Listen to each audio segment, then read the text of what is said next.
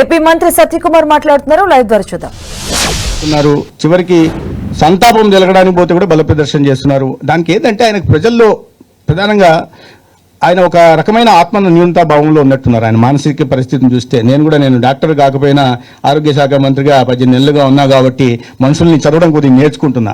ఆ అభద్రతా భావంలో నుంచి ఆత్మ న్యూనతా భావంలో నుంచి ఆయన ఈ రకంగా బల ప్రదర్శన చేసి రాత్రి లేకుంటే ఆ పబ్లిక్ ఎక్కడ మర్చిపోతారో అనే భావంలో ఉన్నట్టున్నారు.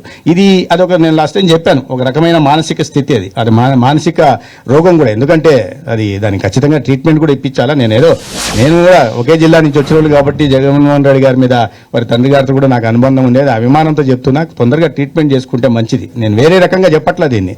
నిజంగా ఆయన బల ప్రదర్శనలు చేయడం, కోర్టుకి వెళ్ళి బల ప్రదర్శన చేయడం, కోర్టుకు సమయాన్ని కేటాయించడం, లేదా ఇవాళ గవర్నర్ గారి దగ్గర బల ప్రదర్శన, అది ఒక రివాజుగా మారింది. చాలా గొప్పగా భావిస్తున్నాడు.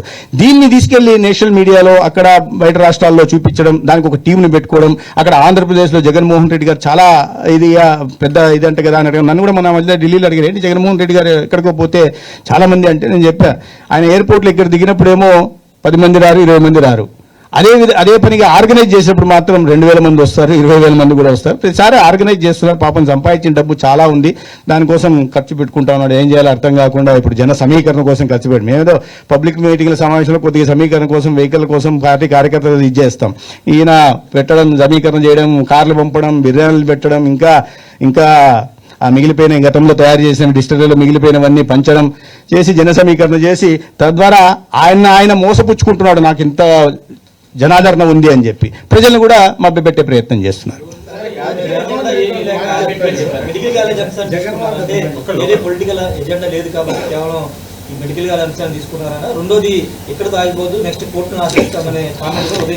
నేను అదే చెప్తున్నా, కోర్టుని ఎంత తొందరగా వీలైతే అంత తొందరగా ఆశ్రయించాలా.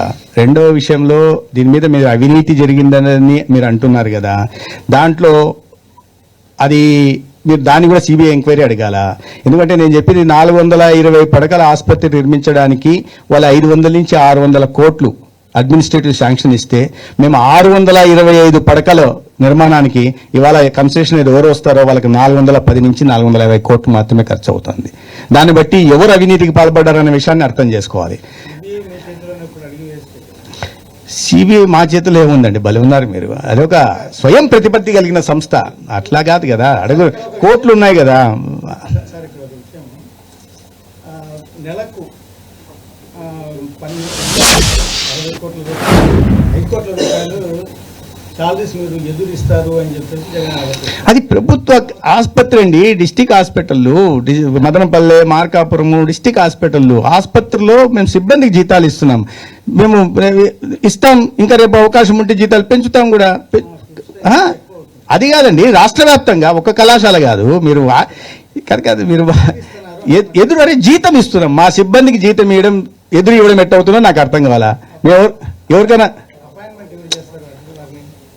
ప్రభుత్వ ఉద్యోగులు అండి. ఇప్పుడు అందరూ అక్కడ ఉంటున్న డాక్టర్లు అందరూ ఇప్పుడు ఎవ్వరికి మేము ఇవ్వట్లేదు. వాళ్ళ ప్రభుత్వంలో ఇప్పటికే ఉంటున్న సిబ్బంది మాత్రమే ఉంటారు. వాళ్ళు ఎవరన్నా ప్రైవేట్ కన్సెషనర్ రేపు తెచ్చుకుంటున్న ఒక్క స్వీపర్ కూడా మేము ఉద్యోగం ఇవ్వం. ఇప్పుడు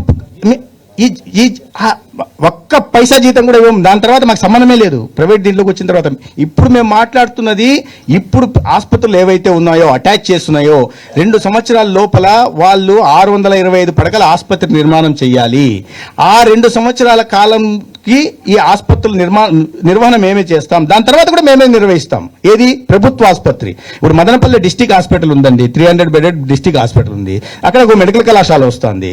వాళ్ళు 625 సీట్లు వచ్చేదాకా, పడకల ఆసుపత్రి నిర్మాణం చేసేదాకా 2 సంవత్సరాల కాల పరిమితి పెట్టాం కాబట్టి నెక్స్ట్ సంవత్సరం వాళ్ళకి 150 సీట్లు వచ్చి కళాశాల మొదలవుతే వాళ్ళకి క్లినికల్ దీనికోసం ఈ కళాశాలలో వాడుకుంటారు.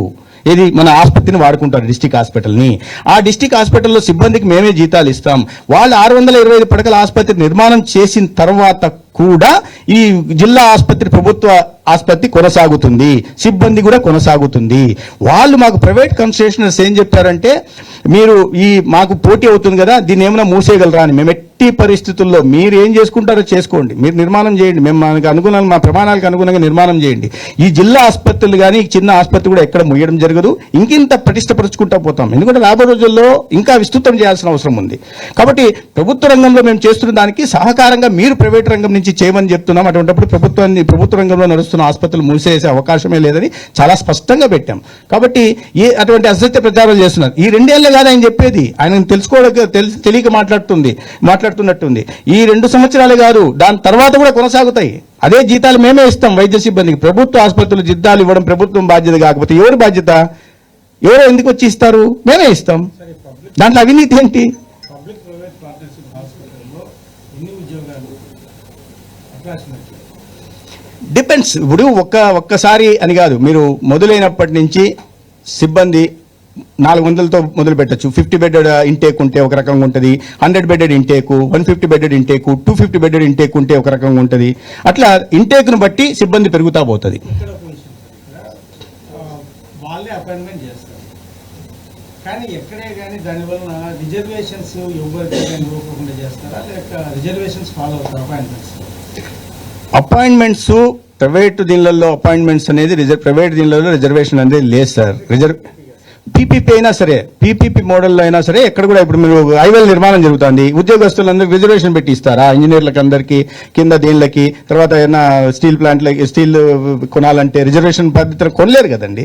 అసాధ్యమైన అవకాశం లేదు. అయితే సీట్లు మాత్రం పూర్తిగా పేద విద్యార్థులకి రూల్ ఆఫ్ రిజర్వేషన్ వర్తించబడుతుంది. ఖచ్చితంగా దాంట్లో ఎటువంటి ఇది లేదు. పైగా 220 సీట్లు అదనంగా 10 కళాశాలల్లో అదనంగా జగన్మోహన్ రెడ్డి గారు తీసుకొచ్చిన సెల్ఫ్ ఫైనాన్స్ స్కీమ్ ఏదైతే తీసుకొచ్చాడో, ప్రభుత్వ కళాశాలల్లో ఈ మేనేజ్మెంట్ ఎన్ఆర్ఐ కోటా తీసుకొచ్చి 12 లక్షలు 25 లక్షలు పెట్టి ఈ పేద విద్యార్థుల భారం మోపింది ఆయనే. దాని కారణంగానే పీపీపీ వెళ్లాల్సి వచ్చిన ఆయన విధానం తీసుకొచ్చాడు. కాబట్టి ఆ విధానంలో కొనసాగింపుగా మేము ముందుకెళ్తున్నాం తప్పిస్తే ఇంకా ఎటువంటిది లేదు. ఆ కొనసాగింపులు ఏంటంటే మరింత నాణ్యమైన, అవినీతికి ఆస్కారం లేకుండా చాలా పారదర్శకంగా నాణ్యమైన వైద్య విద్యని, మెరుగైన వైద్య సేవల్ని, ఒక కార్పొరేట్ వైద్య సేవల్ని ప్రజలకు అందించడానికి చూస్తున్నాం. అది కూడా 25 లక్షల దాకా కూడా ఉచితంగా ఎప్పుడు ఏ రాష్ట్రంలో లేదు, గతంలో కూడా ఎప్పుడు జరగలేదు కూడా. 25 లక్షల దాకా ఎటువంటి ఖరీదైన దాన్ని కూడా ఆ ప్రైవేట్ ఆసుపత్రుల్లో ఉచితంగా అందించాల్సింది. అది నిబంధన పెట్టాం.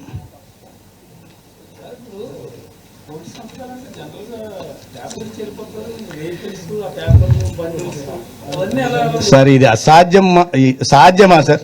మీరు ఎక్కడైనా మీడియా మిత్రులు ఎక్కడ చూసినా ఉన్నారు. నాకు ఒక్క మాట చెప్పండి, నేను మీ మాధ్యమంగా ప్రజలను కూడా అడుగుతున్నా. ఎక్కడ కనిపించిన దాఖలాలు లేవు.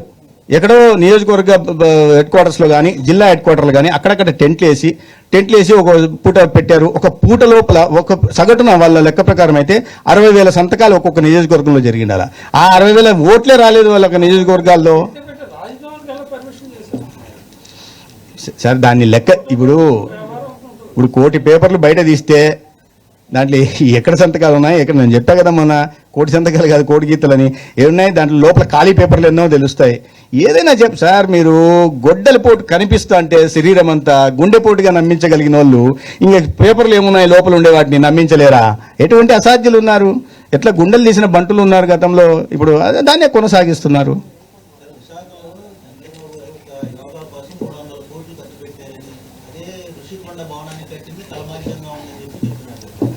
విశాఖలో యోగా కోసం 300 కోట్లు ఖర్చు పెట్టేది వాస్తవం కాదు, నెంబర్ 1. నెంబర్ 2, అది ఏమిచ్చినా కేంద్ర ప్రభుత్వం ఇచ్చింది. దానికి యోగా కేంద్ర ప్రభుత్వ కార్యక్రమం.